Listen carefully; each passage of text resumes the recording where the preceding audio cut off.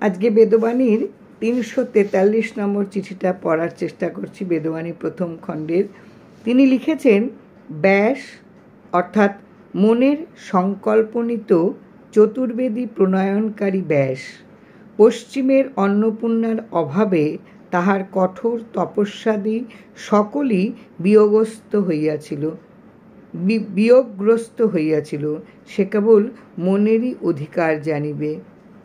যার এগুলো হয়, সব কিছু যার মানে মনের অধিকারে সে এগুলোকে হারায়, তার কিন্তু সবটাই যায়। মানে যে চতুর্বেদ জানে, 4টি বেদ যার জানা, যে নাকি মানে সংকল্প, মনের সংকল্প করেছে, করে যে সমস্ত কিছুকে যে রচনা করেছে, 4টি বেদ, তার সম্পূর্ণ জ্ঞান জেনে, যে নাকি ঈশ্বরের ধর্মকর্ম করবার পূর্বে কৃত যা প্রতিজ্ঞা যে করেছিল, তারও এই মনের জন্য সব কিছু তার নষ্ট হয়ে যায়।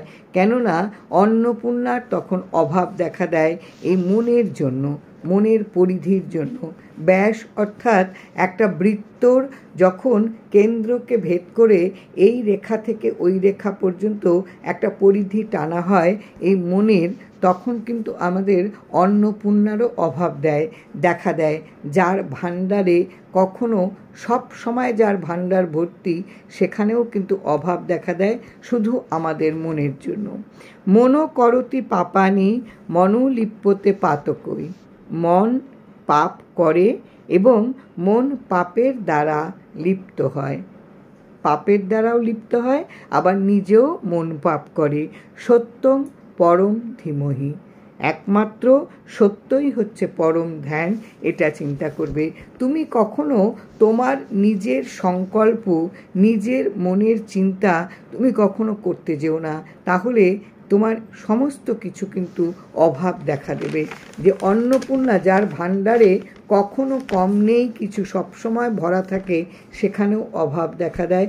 শুধু মনই সব কিছু এগুলোর জন্য দায়ী, মনেরই অধিকার এগুলো ফলে। সত্যং পরং ধীমহি অসত্য নাহি ধার্যতে। সত্য সবসময় নিশ্চিত এবং সত্যই হচ্ছে আসল ধর্ম, এটা তুমি জানবে। অসত্য অর্থাৎ যা অস্থায়ী, তা কখনো তোমার ধারণ করার যোগ্য না, তুমি সেটা কখনো ধারণ করবে না। ধার্যতে, এটা তুমি কখনো ধারণ করবে না। ব্রহ্ম আত্মা ভগবান একই শব্দ, ব্রহ্ম ভগবান এবং তোমার আত্মা। তাহলে তোমার আত্মাটাকে তুমি যদি এই পরিধির মধ্যে একটা ব্যাস দিয়ে তার মধ্যে যদি তুমি তোমার নিজের সংকল্প অনুযায়ী তুমি কিছু করতে যাও, তাহলে সব কিছুর মধ্যে তোমার অভাব দেখা দেবে। তুমি যতটাই তুমি জানো না কেন, তোমার অভাব দেখা দেবে। তুমি তো মন তোমাকে পাপ মন দিয়ে তুমি পাপ করো, আবার পাপও তোমাকে লিপ্ত করে তোমার মনকে। কাজে তুমি এগুলোর মধ্যে যেও না, তুমি তোমার মন দিয়ে কোনো কিছু করতে যেও না, পরিধি তুমি টানতে যেও না, সমস্ত হারাবে তুমি। মন তোমাকে মনই তোমাকে পাপে লিপ্ত করবে, আবার মনই তোমাকে পাপ করাবে। কাজে তুমি কখনো নিজে কিছু করতে যেও না মন দিয়ে। সত্যকে তুমি আঁকড়ে ধরো, সত্যই একমাত্র তোমার ধ্যান হোক। অসত্যকে তুমি কখনো ধরতে যেও না। অসত্য হচ্ছে ওইগুলো যেগুলো তোমার কাছ থেকে সব সরে যাবে, তুমি যে পাবে না কিছু। যেখানে ভাড়ার পরিপূর্ণ থাকে সবসময়, সেখানেও তুমি অভাব দেখবে। শুদ্ধ ভক্তি আবরণ শূন্য। যার ভেতরে শুদ্ধ ভক্তি আছে, যার ভেতরে নির্মল পবিত্র একেবারে যার উপাসনা আছে, তার কখনো সেটা ঢাকা থাকে না, সেটা সবসময় আবরণ শূন্য হয়ে থাকে। আচ্ছাদনে তো কখনো তার ঢাকা থাকে না। যার ভিতরে শুদ্ধ ভক্তি আছে, সেটা সবসময় আবরণ মুক্ত হয়ে থাকে, শূন্য হয়ে থাকে, আবরণ কখনো সেখানে থাকে না। মায়ের কোলে উত্তান সায়ী বা সায়ী মানে চিত হয়ে বা ঊর্ধ্বমুখে। মায়ের কোলে যে সন্তান শুয়ে থাকে, শৈশবে ঘুমের কোলে ব্রহ্মে অবস্থিত, তাহার কি মনের গোচর আছে? মায়ের কোলে শিশু যখন শুয়ে থাকে, সেই সন্তানের চিত হয়ে শুয়ে রয়েছে মায়ের কোলে, সেই সন্তানের যে ঘুমের যে এই মায়ের কোলে যে শুয়ে থাকে, ব্রহ্মের অবস্থিতি তার তো মনের গোচরে কিছুই থাকে না, তো কিছুই জানে না। সে মা যেভাবে তাকে রাখছে সে সেভাবে থাকছে। হিন্দু ধর্মে ব্রহ্ম হলো সর্বব্যাপী, অনাদি ও অনন্ত, চিরসত্য, পরমানন্দ। এইটা যে কী, এটার অবস্থিতিটা কী, এটা তো একটা শিশু কখনো জানে না। একটা শিশু যখন মায়ের কোলে থাকে তখন সে জানে না। এইভাবে ঠাকুর বলছেন, এইভাবে আমাদের প্রত্যেকের থাকে। এবং পশ্চিম কোল ভুলিয়াই তো আমি দক্ষ যজ্ঞ অভিভূত সতীহারা শিবহীন যজ্ঞশূন্য পাশবদ্ধ। পশ্চিম কোল যে পূর্ব পাশ, আমার সামনে যা হচ্ছে আমি এটা দেখছি, এটা দেখে আমি আমার ডিসিশান নিচ্ছি, কিন্তু পেছনে যে অন্নপূর্ণা আছে যার ভাড়ার কখনো শূন্য হয় না, এটা আমরা কখনো দেখি না। না দেখে কি হয়, এবং ঠাকুর বলছেন যখন একটা শিশু যখন মায়ের কোলে শুয়ে থাকে বা যখন সে ঘুমায়, তখন সে কিন্তু ব্রহ্ম কী বা তার কোন কী করতে হবে, তার কী কাজ, এগুলো সে কিছুই জানে না। ফলে আমরা কি করি, আমরা পশ্চিম কোলটাকে ভুলে যাই, যেখানে অন্নপূর্ণার ভাড়ার পরিপূর্ণ, সেটাকে ভুলে যাই। ভুলে গিয়ে কি করি, দক্ষ যজ্ঞে অভিভূত হয়ে থাকি। ও দম্ভ, দক্ষ রাজার দম্ভ ছিল, তার যে যজ্ঞ, এই রকম যজ্ঞে আমরা সবসময় নিজেকে কখনো কি করি, আমরা একেবারে অভিভূত হয়ে থাকি, আমরা নিজেকে ওখানে আচ্ছন্ন করে রাখি। ফলে যে যজ্ঞে সতী প্রাণ হারিয়েছিল এবং শিবহীন সেখানে যজ্ঞ হয়েছিল, যজ্ঞ কিন্তু সম্পূর্ণ হতে পারেনি। আমাদের প্রত্যেকের জীবনধারায়, প্রত্যেকের প্রতিদিনের যাপনে আমাদের দক্ষ যজ্ঞটা আমাদের নিজেদের মন থেকে এগুলো করা উচিত না। মানে আমাদের কর্তা সেজে, আমাদের দম্ভে কোনো কাজ আমরা করতে যাব না। সামনে যা দেখছি এটাই শেষ, এটা কখনো আমাদের ভাবা উচিত না। মায়ের কোলে যেমন করে চিত হয়ে একটা শিশু শুয়ে থাকে, সে যেমন ঘুমায়, তার পশ্চিম কোলে কি হচ্ছে সে জানে না। পশ্চিম কোলে যে অন্নপূর্ণার ভাড়ার রয়েছে তার জানার দরকার নেই, সেটা মা জানবে, যে অভিভাবক যে তোমাকে আশ্রয় দিয়েছে সে জানবে। তুমি যদি কর্তা হতে যাও তাহলে কিন্তু তোমার ওই দক্ষ যজ্ঞর মতন অবস্থা হবে, যেমন দক্ষ রাজা তার দম্ভের জন্য সতীকে হারিয়েছিল এবং সেই যজ্ঞে শিবহীন সেই যজ্ঞটা হয়েছিল। শিবহীন যজ্ঞ যার জন্য কোনোদিন দক্ষ রাজা কিন্তু যজ্ঞ শেষ করতে পারেনি। যজ্ঞ শূন্য পাশবদ্ধ, নানান অহংকারে আবদ্ধ হয়ে থাকা আমাদের জীবনটা হবে। নানান ক্রোধ, লোভ, লালসা, আমাদের বিদ্বেষ, আমাদের ঘৃণা, এগুলোতে কিন্তু আমরা সবসময় আবদ্ধ হয়ে থাকব। কাজে আমাদের প্রত্যেকের উচিত এগুলো থেকে নিজেদেরকে সরিয়ে নিয়ে একদম শিশুর মতন আমাদের নিজেদের মনকে রাখা উচিত। মনকে যদি আমরা ওই যে ব্যাস দ্বারা যদি এরকমভাবে নিজেদেরকে টেনে রাখি, নিজেদের পরিধিটাকে, তাহলে কিন্তু আমরা সমস্ত শিক্ষা, আমাদের সমস্ত জ্ঞান, সব কিছু কিন্তু বিফল হবে এবং সেখানটায় অন্নপূর্ণার যে ভাড়ার সেটাও শূন্য হয়ে যাবে। কি সুন্দর করে ঠাকুর আমাদেরকে তৈরি হবার নির্দেশ দিয়েছেন প্রত্যেকটা চিঠিতে। তুমি যদি এরকম করো, তুমি কখনো নিজেকে, কখনো এই অষ্টপাশের আবদ্ধ থেকে তুমি কখনো নিজেকে মুক্ত করতে পারবে না। তোমার একটু একটু করে তুমি প্রত্যেকটা পাশ থেকে, প্রত্যেকটা বন্ধন থেকে তুমি নিজেকে মুক্ত করতে থাকো। যদি তুমি করতে না পারো তাহলে তোমার প্রত্যেকটা কাজ হবে দক্ষ যজ্ঞের মতন, যে কাজ কোনোদিন সম্পন্ন হবে না, তুমি শুধু করেই যাবে। সেই কাজ সতীহারা হবে এবং সেই কাজে শিবহীন, সেই কাজ দক্ষ যজ্ঞ হবে এবং পাশবদ্ধ, মানে তুমি বন্ধনে আবদ্ধ হয়ে থাকবে সারাটা জীবন। তোমাকে আবার আসা যাওয়ার মধ্যে তোমাকে কাটাতে হবে। এই যে আমাদের প্রতিটি মুহূর্তে আমাদের কিভাবে মুক্তি পাবো, আমাদের কিভাবে আমরা নিজেদেরকে মুক্ত করতে পারবো, তারই নির্দেশ তিনি প্রত্যেকটা চিঠির মধ্য দিয়ে প্রত্যেক আশ্রিত জনের মনকে বারবার কড়া নাড়িয়েছেন, মনের কড়া নাড়িয়েছেন। কিন্তু অবুঝ মন আমাদের, আমরা সামনে যেটা দেখি আমরা এটুকু নিয়েই আমরা বাস করতে ভালোবাসি। আমরা যেই দেখলাম এখানে একটা বাধাপ্রাপ্ত হয়েছে, ব্যাস আমাদের কিন্তু সেখানেই আমাদের কর্তা সাজার প্রবণতা বা জাগে, এবং সেখানেই আমরা কিন্তু দক্ষের যজ্ঞ করতে চেষ্টা করি, ফলে সবটাই কিন্তু নষ্ট হয়ে যায়।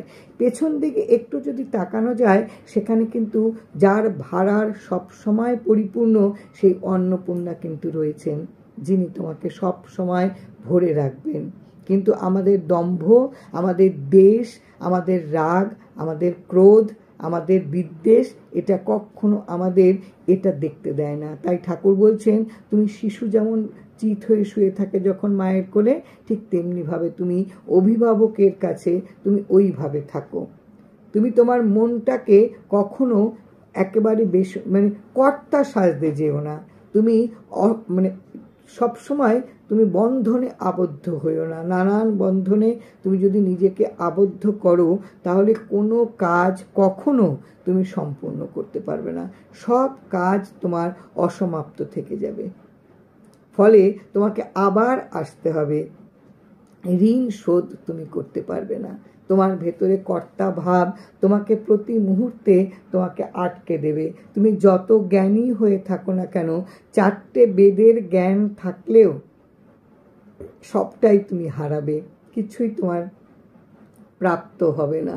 মন তোমাকে পাপ করায়, আবার মন পাপী, মানে পাপের মন তোমাকে লিপ্ত করে দেবে, পাপই তোমাকে তোমার মনে লিপ্ত হবে।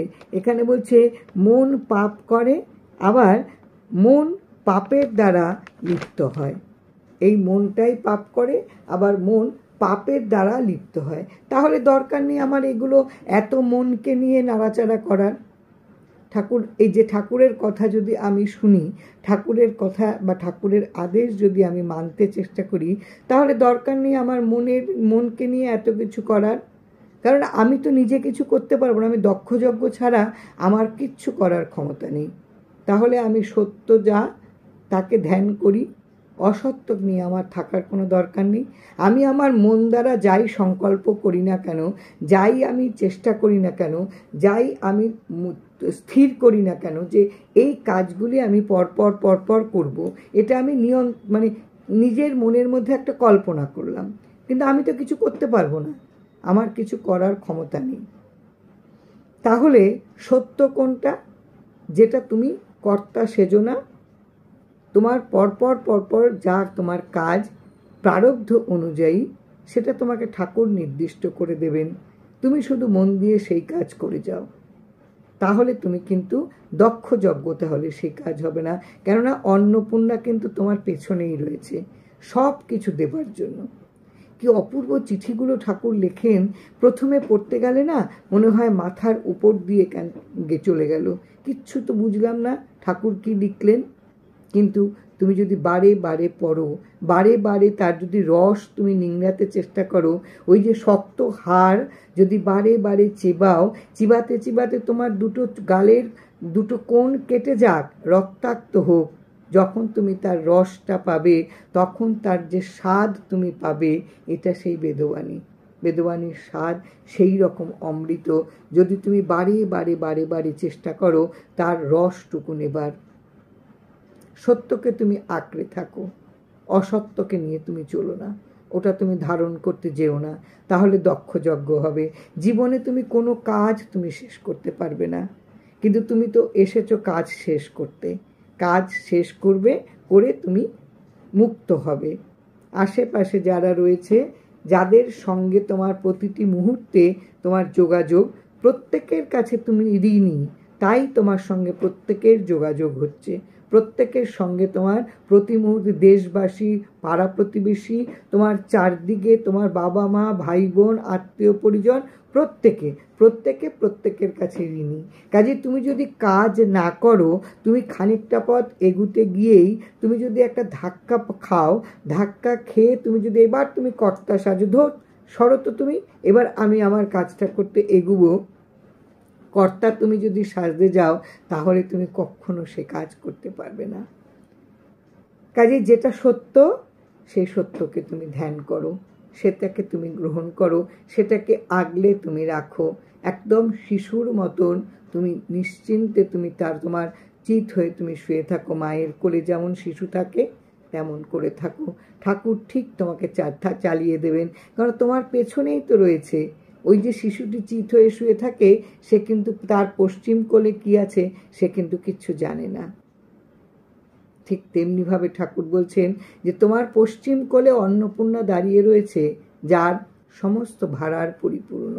কিন্তু তুমি যেই তোমার কর্তৃত্ব করতে যাবে, যেই তুমি মনের সংকল্প অনুযায়ী তুমি কিছু করতে যাবে, তুমি যত বড় জ্ঞানী হয়ে থাকো না কেন, এই মনের জন্য তুমি সব হারাবে।